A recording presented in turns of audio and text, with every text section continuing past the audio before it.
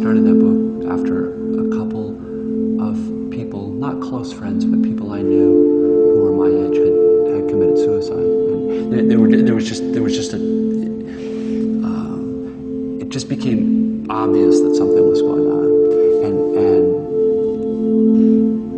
there's a particular ethos in U.S. culture, especially in entertainment and marketing culture, that very much appeals to people as individuals, that you don't have to be devoted or subservient to anything else.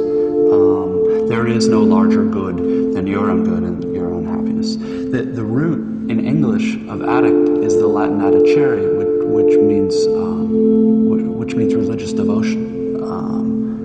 It was an attribute of beginning monks, I think. There's an element in the book in which various people are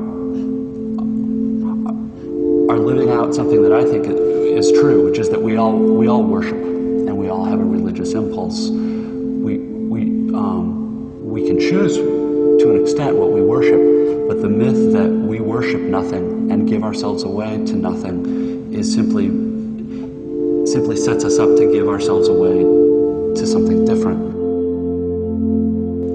Here's what's really interesting, and I don't know if you can translate this. Talking about this now, I feel ashamed, because my saying all this sounds to me like an older person saying this, like a person lecturing, which in American culture sets me up to be ridiculed. It would be very easy to make fun of what I'm saying.